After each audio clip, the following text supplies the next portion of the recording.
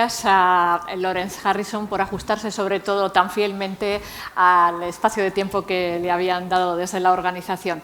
Muy interesante la ponencia que pone pues, ciertos mimbres para poder charlar a continuación en esta mesa con nuestras dos invitadas, que son a mi izquierda Ana Alonso y a continuación seguida pues, está Cristina Villa. Ana Alonso, voy a hacer un pequeño perfil y muy rápidamente, dando una pincelada de sus perfiles profesionales. Ana Alonso es licenciada en Filología Hispánica por la Universidad de Alcalá de Henares, en Periodismo por la Universidad Carlos III de Madrid y ha desarrollado su carrera profesional en Radio Nacional de España, Radio 3, M80 y en los últimos años en la cadena SER, donde ha trabajado como guionista, productora y también locutora. Por su formación en interpretación y su trabajo también como actriz de teatro, pues se interesó muy pronto por la ficción en audio.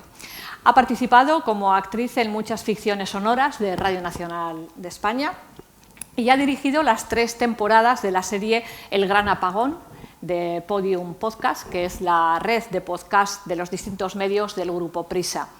Que actualmente suma ya 5 millones de descargas, o incluso más, ¿no? Puede ser que bastantes más, pero eso era hace tiempo. Sí. Bueno, nos habían dicho 5 millones de descargas o más.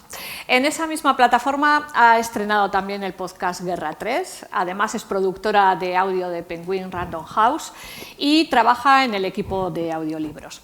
En la actualidad es directora, que por eso está aquí, de SER Podcast. Así que muy buenos días, Ana, y bienvenida. Buenos días, muchas gracias. Cristina Villa es directora de Innovación, Investigación y Estrategia Digital de la Corporación Catalana de Medios Audiovisuales, agente pionero, por cierto, en el ámbito audiovisual. También es licenciada en Periodismo por la Universidad Ramon Llull y máster en Marketing Político, Estrategias y Comunicación Política por la Universidad Autónoma de Barcelona. Ha sido la responsable del Gabinete de Comunicación del Departamento de Interior y anteriormente pues, desarrolló su carrera profesional en diversos puestos en el campus Hospital Vall d'Hebron de Barcelona. También ha colaborado con Mediapro y Ediciones 62, con el Ayuntamiento de Barcelona, también con diversos medios de comunicación como Catalunya Radio y TV3 y entre otros. Y hace 2 años pues, se incorporó como directora de Innovación, Investigación y Estrategia Digital en la corporación. Se ha encargado del proceso precisamente de implementación de la plataforma 3CAT. Buen día, Cristina, y muchas gracias también por tu participación. Gracias a vosotros por la invitación. Bueno, pues tras esta rápida presentación y siguiendo un poco las pautas de la organización y después de escuchar a Lawrence Harrison, una pregunta para las dos. ¿Cómo veis el futuro de la radio obligada a resistir en este nuevo entorno de distribución asíncrona, con explotaciones posteriores de programas o podcasts, donde hemos pasado de la difusión masiva lineal, ¿no? Pues a la distribución de contenidos a la carta en plataformas y también con esas experiencias personales que nos ha contado en su ponencia el señor Harrison, ¿no? Experiencias personalizadas como las que Sonia protagonizaba en el PowerPoint. Muchas gracias, Carmen. Y yo creo que no es resistir, que es adaptarse, ¿no? En realidad, en estos momentos nos pasa a todos los broadcasters, pero a todos los que hacemos distribución de contenidos digitales, competimos por el tiempo de atención. Es decir, hoy en día hay una tal fragmentación del entretenimiento digital que tú no solo tienes la posibilidad de ver la televisión, escuchar la radio, sino además incorporamos, evidentemente, todos estos mismos productos asíncronos e incluimos los videojuegos, incluimos las redes sociales. Por tanto, las 4 y pico horas que anteriormente dedicábamos a uno o otro medio, claro, las distribuimos entre muchos más, ¿no? Pero yo creo que no es, como decía, no es resistir, es adaptarse. Si miramos las cifras que nosotros manejamos, por ejemplo, entre agosto del 23 y agosto del 24, ha habido un crecimiento de más de un 60% del consumo de audio a la carta. Además, también vemos, ¿no?, la incorporación de nuevos públicos jóvenes a estos consumos. De hecho, en estos momentos, pues nuestra franja principal de consumo de audio asíncrono es 35-44, pero el segundo, si sumáramos los de 18-24 y 25-34, sería el segundo gran grupo. Así que yo creo que en este sentido creo que hay una muy buena oportunidad, porque además los jóvenes que consumen de una manera mucho más gaseosa, ya ni líquida, ya no hablamos ni de consumo líquido, hablamos de consumo gaseoso que se va depositando, ¿no?, encima nuestro. Ellos, tú les preguntas, hicimos un estudio de consumo, ¿no?, y nos decían, les preguntábamos sobre todo por el consumo de vídeo y ¿cuántas veces consumes una plataforma? Y nos decían, no, bueno, la televisión, 0, la plataforma, 1 quizá vez a la semana. ¿Y qué consumes? 4,5 horas de consumo en redes sociales. Vale, ¿y escuchas podcast? Sí, escucho podcast. ¿Y dónde lo escuchas? En YouTube. No, entonces, hay una tal diversificación de estos consumos, hibridación de formatos, ¿no? Y en esta senda vamos todos de ver cómo hacemos formatos mucho más híbridos que se distribuyen en muchas más plataformas, buscando precisamente todos los puntos de contacto posibles. A mí, y luego entraremos en el sistema de medición, que quizá no es luego lo que en esta cadena de valor, cómo vamos a reportar lo que nos está funcionando, pero me da igual, yo te lo distribuyo en plataforma propia, en plataformas externas, a través de redes sociales, en los máximos puntos de contacto posible. Yo lo que quiero, el objetivo además para nosotros como empresa pública y como empresa pública que tiene como objetivo la distribución de contenidos en catalán, es que consumas en catalán. Por tanto, consúmelo donde quieras, pero consúmelo y seamos capaces de medirlo. Bien, y además en los últimos días con la DAN ha quedado demostrado que además del móvil deberíamos tener por casa algún transistor con pilas. Con las innovaciones tecnológicas siempre se hacen predicciones apocalípticas. El CD iba a acabar con el vinilo, la fast food con la comida de toda la vida, los audiolibros y el ebook con los libros, la televisión con la radio, Video Kill the Radio Star. Y hemos visto cómo no es así. De hecho, estamos en una época en la que el vídeo tiene una gran predominancia, pero el audio nos permite recuperar las manos y la mirada y poder escuchar mientras hacemos otras cosas. Y creo que en ese sentido la radio ha sabido adaptarse a los nuevos tiempos y aprovechar las posibilidades que las plataformas, que atrás quedaron en los tiempos en los que la radio interpretó el podcast como una amenaza, y creo que cuando ha abrazado todas estas innovaciones tecnológicas, de hecho ha demostrado que tiene más potencia y más futuro que nunca. Bueno, lo de la resistencia era un poco provocación precisamente para sacar... Exactamente. Bueno, al hilo de la pregunta anterior, ¿con qué estrategias de promoción de los contenidos contáis? Teniendo en cuenta lo que ya acabamos también de señalar, la fragmentación de la oferta y la hibridación de los formatos. Nosotros nos habíamos acostumbrado, o bien acostumbrado, ¿no?, a vivir en un mundo muy autorreferencial, ¿no? Pues yo, en nuestro caso además en Cataluña, ¿no?, me levanto por la mañana, escucho Cataluña Radio, puedes escuchar otras radios, pero escucho Cataluña Radio, miro TV3, ¿no? Y vivías en un mundo autorreferencial donde podíamos promocionar nuestros propios contenidos y sabíamos que llegábamos a nuestra audiencia. Hoy en día, con este incremento del consumo asíncrono, en realidad pues yo escucho solo este podcast, miro solo este producto de tele, en realidad no tengo estas transiciones que antes incluíamos para promocionarnos, se vuelve mucho más difícil dar a conocer nuestros productos, porque además la oferta también ha crecido exponencialmente, ¿no? Y creo que ahora las empresas broadcaster dedicamos o debemos dedicar casi el mismo esfuerzo en producir los contenidos como en promocionarlos. Y en este sentido, promocionarlos significa estar presente en el máximo de plataformas posibles, hacer una muy buena labor de prescripción en los canales propios, apostar también por transformar este contenido en contenido para redes sociales, porque para que te llegue. De hecho, ¿cuántos de vosotros os pregunto por un podcast que consumís y si luego os pregunto, vale, pero ¿cuántos capítulos has escuchado enteros? Seguramente me diríais, no, bueno, pero yo veo un clip en TikTok y veo no sé qué, yo lo sigo. Sí, lo sigo. Pero en realidad, ¿no? Luego lo que todos buscamos es esta conversión, que antes en la mesa anterior se ha hablado, esta conversión en reproducciones reales, ¿no? Y esto es una manera diferente de trabajar que tenemos los broadcasters, de intentar pensar desde el origen de la preproducción del producto qué estrategias de comunicación y marketing voy a aplicar sobre este producto desde la génesis en la elección temática, es decir, mucho más estudio de hábitos de consumo, de intereses de nicho. Este producto, ¿para qué target lo estoy pensando y cómo llegaré a este target? Para llegar a este target, ¿qué prescriptor, qué presentador, qué locutor voy a seleccionar? ¿Qué invitados voy a traer?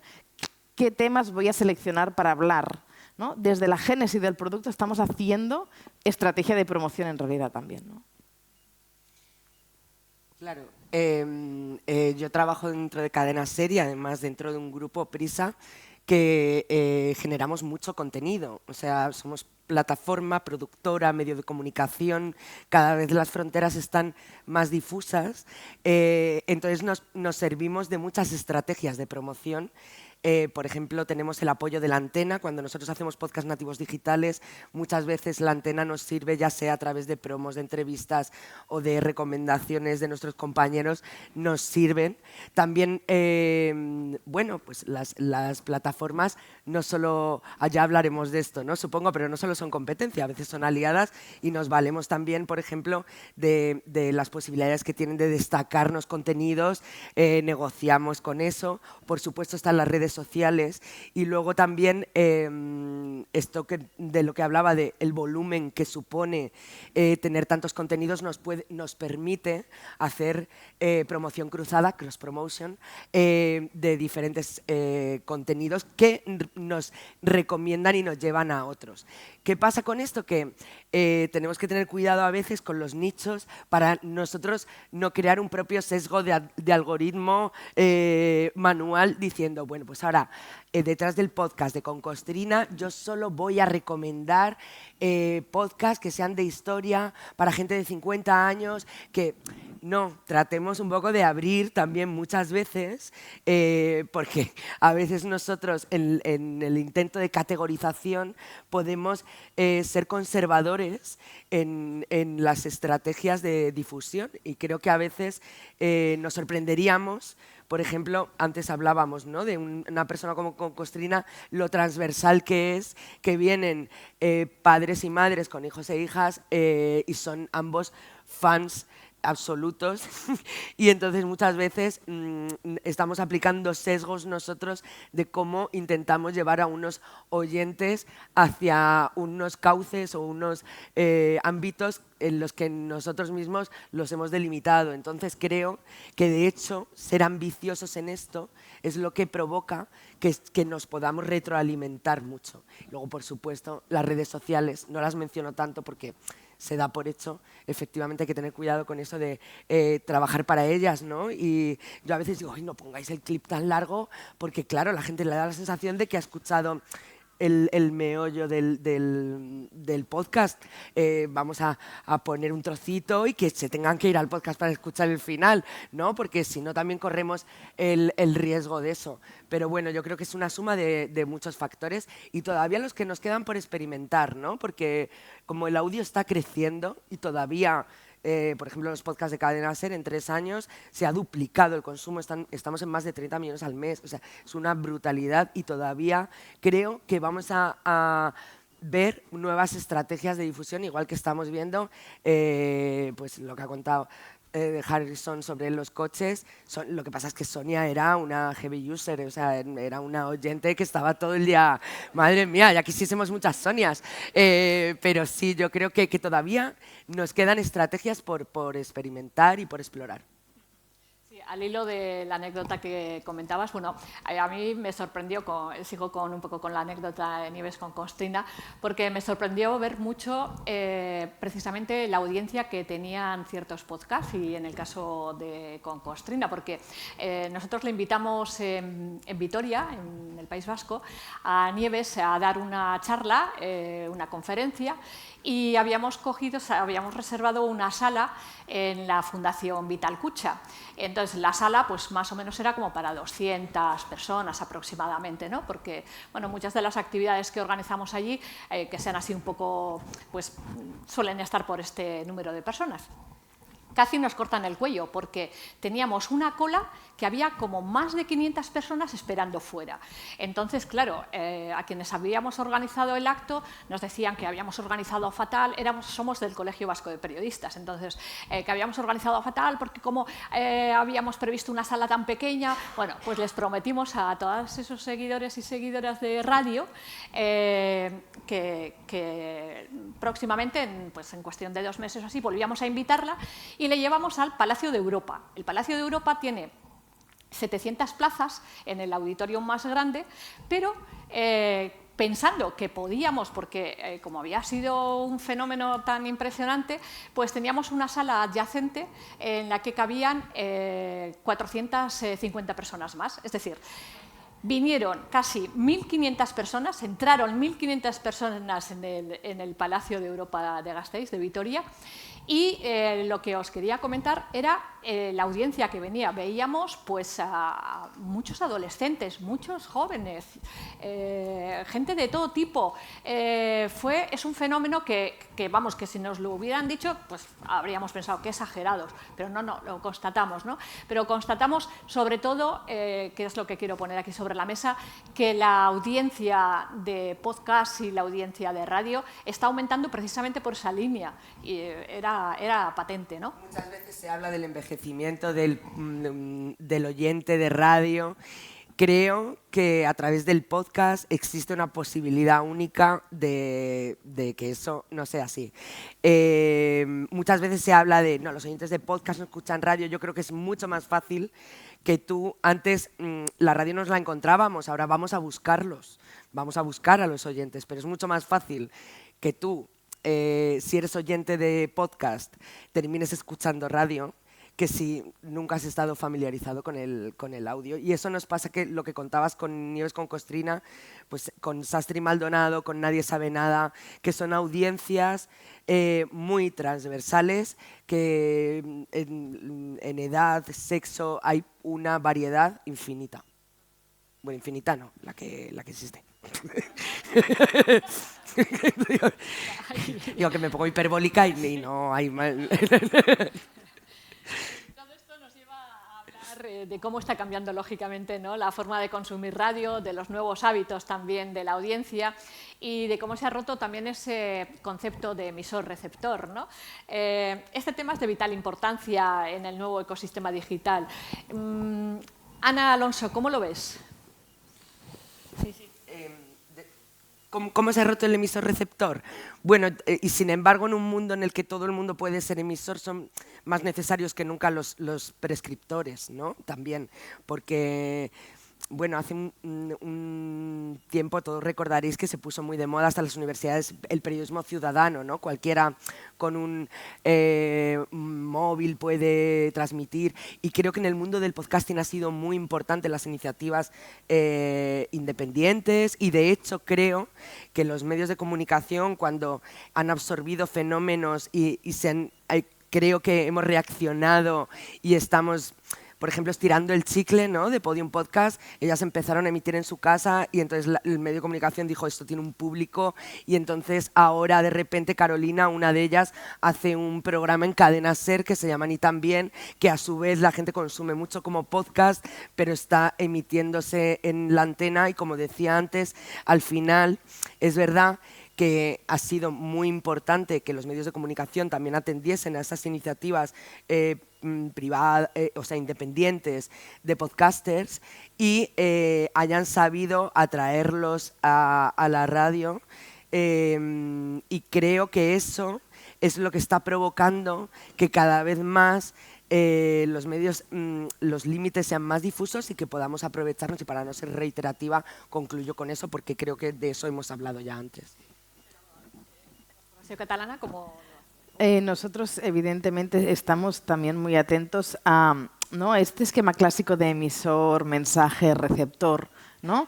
En que todo el mundo puede ser emisor, pero a la vez el receptor quiere sentirse parte de este mensaje y de esta emisión, ¿no? Entonces, yo creo que también a los broadcasters estamos viviendo una nueva, dijéramos, pota, ahora no me sale, una nueva rama, un poco de la comunicación, de incorporar elementos más experienciales, hacer más eventos en directo, poder incorporar a nuestra audiencia en nuestros espacios de comunicación, porque en tanto que todo se ha transformado y se ha digitalizado de tal manera, también los seres humanos hemos sentido como, y quizá después de la COVID más, la necesidad de volver a reconectar con estos momentos de vivirlo, de sentirlo en directo, de sentirnos parte de esta comunidad, ¿no? Es muy importante el generar comunidades alrededor de los contenidos. Antes lo decía el compañero de Spotify, ¿no? ¿Cómo generamos esta comunidad al entorno de los contenidos? Y muchas veces es con esta parte experiencial, ¿no? Entonces, han cambiado, tú no solo tienes un canal en el cual distribuyes a través de millones de canales, pero es que además ya no te basta con ser espectador pasivo de estos contenidos, quieres sentirte parte de estos contenidos y participar en ellos, ¿no? Entonces, ¿cómo medir la audiencia para conseguir audiencia? Es muy difícil y para nosotros es casi el santo grial. Es que está Jordi Català, que es el responsable de audiencias de la corporación, sentado aquí, y casi que él debería contestar, ¿no? Porque el que nos ayuda en esta labor tan difícil, el santo grial del dato cross-media, ¿no?, que buscamos todos. Es decir, yo lo distribuyo en mi plataforma, lo distribuyo en plataformas externas, lo distribuyo en redes sociales. ¿Qué atribución de valor le damos a un trocito consumido en redes sociales versus a un capítulo entero? Además, no todas las plataformas ofrecen el mismo dato, ni atribuyen el mismo, por ejemplo, no es la misma una reproducción en YouTube que la empiezas a contar a partir de tal segundo que en tu plataforma propia, y cómo sumamos, agregamos todos estos datos para conseguir luego un dato final de cuánta gente ha escuchado esto. Este sería un dato, pero luego hay otra parte que es la notoriedad de esto, ¿no? Cuánta gente, además de escucharme, ha comprado un libro que se vincula, pues, al programa, ha participado de una experiencia, ¿no? Todos estos elementos tenemos el reto de ver cómo los podemos objetivar para dar respuesta a el éxito o el fracaso de este producto. Bueno, y como también me gustaría que desde la sala diéramos la palabra, una última pregunta por mi parte, y pasamos un poco el micrófono a quienes asisten aquí presencialmente. En relación a la distribución de contenidos y a la navegación, ¿no?, por parte de los usuarios, nos preocupan un poco los riesgos y desafíos que plantean los sesgos algorítmicos, muy presentes en el vasto universo digital. Un tema que creo que genera bastantes controversias, ¿no? Los sesgos, claro, partimos de dos tipos de sesgos, porque por un lado los sesgos pueden introducirse durante la fase de diseño del propio algoritmo, es decir, cuando entrenamos a la máquina, ¿no? Y pueden ser sesgos que pasan totalmente inadvertidos. Aunque también podemos hablar de la forma en la que los usuarios interactúan con la tecnología. Y, por ejemplo, si un grupo de usuarios o usuarias domina una plataforma en línea, ¿no?, sus opiniones y comportamientos pueden influir desproporcionadamente en el aprendizaje del algoritmo. ¿Qué opináis?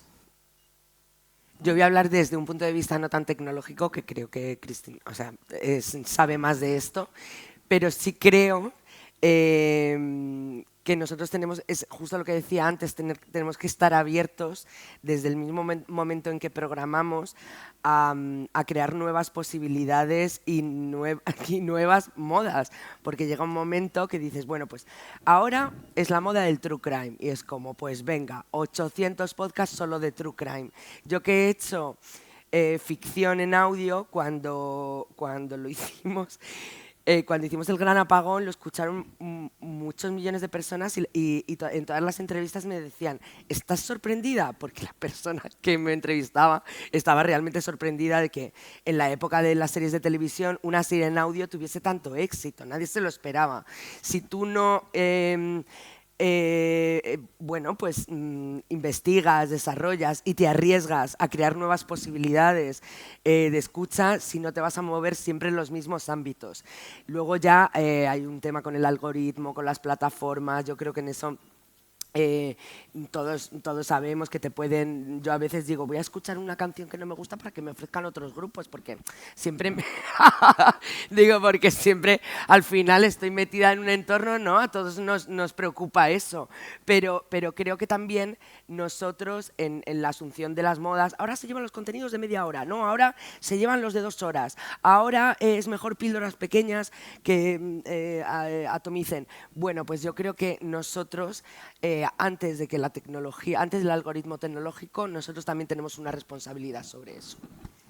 Los algoritmos, como bien decías, ¿no? Se usan para la prescripción y en este sentido incluso los propios algoritmos sin intencionalidad, solo basados en tu propio consumo, ¿no? Como tú decías, la moda del true crime. Y entro en lo que se llaman bubble filters, ¿no? Me estoy autogenerando un consumo de true crime que me lleva a una burbuja de escuchar más true crime y de pronto tengo la percepción de que vivo en un lugar inseguro, ¿no? Entonces, me estoy autogenerando este bucle yo conmigo misma, por tanto yo creo que en este sentido, desde la responsabilidad de los broadcasts tradicionales y especialmente pues, en este sentido de los públicos, ¿no? Que nos hemos esforzado tanto para mantener esta pluralidad, esta amplia cosmovisión del mundo en las parrillas lineales, hemos de ser capaces de introducirlo con una prescripción ética mucho más manual, mucho más humana, para que no acabes viendo solo la realidad, pero sin intencionalidad detrás, ¿eh? No estoy hablando del caso de Elon Musk y X. Simplemente, pues, nosotros permitimos filtrar en noticias. Pues solo me interesan los contenidos, yo qué sé, de economía, ¿no? Y de repente vives en esta burbuja y no te estás enterando de las otras cosas muy relevantes que te dan una visión amplia de lo que está pasando a tu alrededor, ¿no? O solo me interesa consumir entretenimiento y al final no estamos creando conciencias en relación a la opinión pública en general, ¿no? Y yo creo que en este sentido los algoritmos están muy bien, los algoritmos nos ayudan, pero tienen que convivir también con una prescripción humana, manual, que nos aporten esta visión completa de la realidad, al menos es nuestra responsabilidad como servicio público. Muy bien, muchísimas gracias. Bueno, pues cedemos la palabra a las personas que estáis en la sala por si queréis hacer alguna reflexión, comentario, alguna pregunta, incluida también a Lawrence Harrison, que sigue con nosotros en la sala. Es el momento. Muy bien, micrófono para Francesc, me parece que es. Buenos días, sí, muchas gracias. Quería preguntarles, como operadores de radio, tenéis una relación de proveedor-cliente con redes y con las plataformas. Partís, digamos, en vuestra negociación con ellos de una realidad jurídica, una realidad de aportación de valor, una realidad tecnológica en que estamos, digamos, pendientes de sus innovaciones, de sus desarrollos, de sistemas cerrados que nos cuentan, digamos, lo que quieran contarnos. La pregunta sería: imaginaros el mejor escenario posible para la relación de la radio con las plataformas. Es decir, ¿qué pediríais si no hubiera ningún condicionante, sino que somos nosotros los que podemos plantear las condiciones ante las plataformas? O sea, ¿cuál sería vuestra lista de peticiones? Hay muchas, ¿no? Pero, a ver, yo creo que a veces lo interpretamos siempre como competencia, también son aliadas en cierto sentido. Es verdad que, como se ha manifestado en la charla previa, creo que hay mucho que hablar con respecto a la publicidad, la gestión de la publicidad. Nosotros damos muchos contenidos. O sea, ellos son aliados para nosotros, pero nosotros somos aliados para ellos porque estamos ofreciendo 100 podcasts así que suponen un gran tanto por ciento de lo que se escucha en esa plataforma. Entonces creo que también hay retos, aparte de la gestión publicitaria, también hay retos con respecto a la gestión de los derechos, porque la radio paga a las entidades de gestión de derechos por la emisión, pero luego en digital, para que se quede alojado en Internet, debe otra vez gestionar. Entonces eso provoca que estemos trabajando con librerías y no con música comercial. Bueno, los retos son muchísimos. Justo está aquí Spotify, que nos ofrece bastantes. Por ejemplo, nos ofrece los datos demográficos, que es algo que ya sabéis que en publicidad saber el sexo, la edad y la procedencia es valiosísimo. Sin embargo, otras plataformas no nos ofrecen datos demográficos. Bueno, es verdad que la lista a los Reyes Magos sería muy larga. Seguramente ellos también tengan reivindicaciones, ¿eh? Esto es me lo estás planteando en un único sentido. Pero bueno, por eso estamos ahí negociando. A mí me gustaría también saber cómo hacen esas listas de éxitos y por qué a veces el algoritmo no tiene tanto que ver con el número de oyentes exactos, sino con la frecuencia, con el impacto, con la novedad. En fin, obviamente hay cosas que yo no puedo contar de mi empresa porque son estratégicas y ellos tampoco, pero ellos a veces son más crípticos. Además de lo que tú decías, a lo cual me sumo, para nosotros el idioma es un elemento relevante y con Spotify trabajamos súper bien desde hace un montón de años y trabajamos con otros operadores, pero hay herramientas, por ejemplo, de distribución de vídeo y ahora no la más mainstream del mercado y ahora no la voy a mencionar, pero se está planteando hacer, por ejemplo, unas páginas de agregación de determinados contenidos por intereses temáticos. Claro, lo está haciendo sobre las grandes lenguas mayoritarias, ¿no? En nuestro caso, el catalán es nuestro valor. Y en un mundo de competencia global internacional tiende a quedar diluido, ¿no? Entonces, para nosotros, el valor diferencial del idioma en estos algoritmos que muchas veces nos dejan fuera es un elemento muy importante. ¿Alguna pregunta más? ¿Algún comentario? Sí, allí.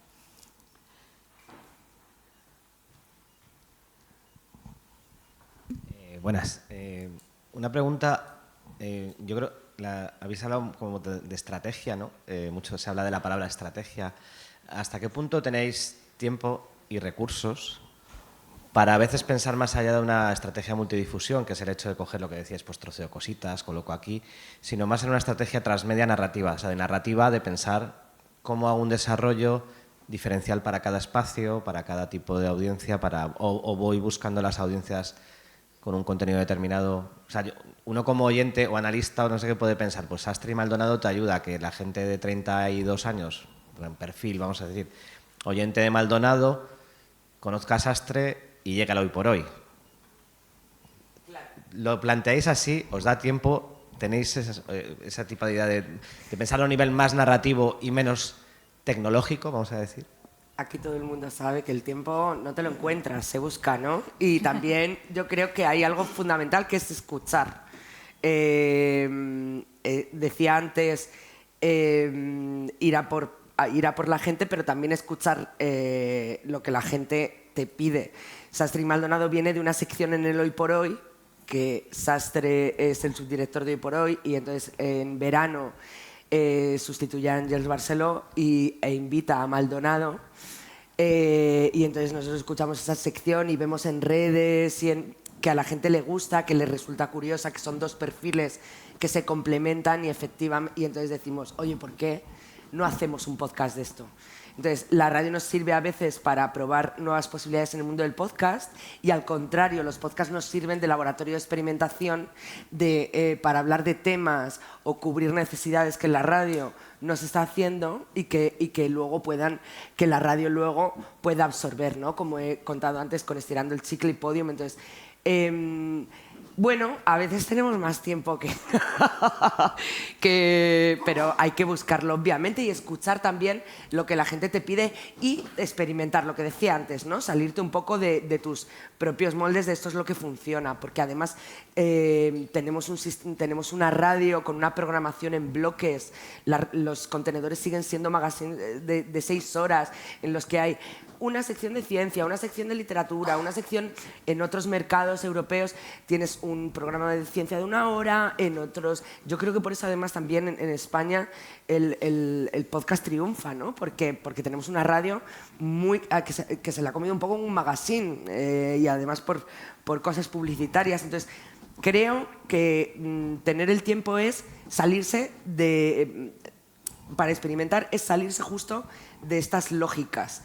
Y pensar más allá de, bueno, esto es así, pero ¿por qué es así? ¿Y por qué no podríamos probar otra forma, ¿no? Y experiencias como Sassi Maldonado prueban que, oye, a veces va bien. Nuestro proceso clave como Corporació Catalana de Mitjans Audiovisuals, como 3CAT, es la producción y después la distribución. Nosotros intentamos pensar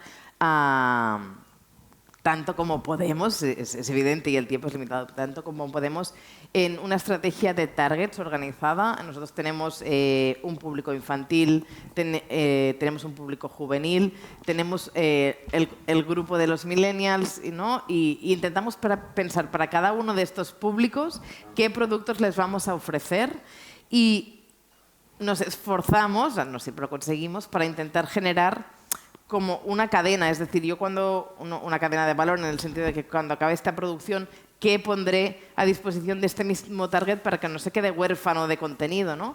Y este mismo contenido, como luego, además, voy a poderlo experimentar en otros sitios. Por ejemplo, si nos basamos en los contenidos infantiles, ¿no? Nosotros estamos desarrollando, por ejemplo, una estrategia de podcast en el ámbito infantil que nos funciona súper bien.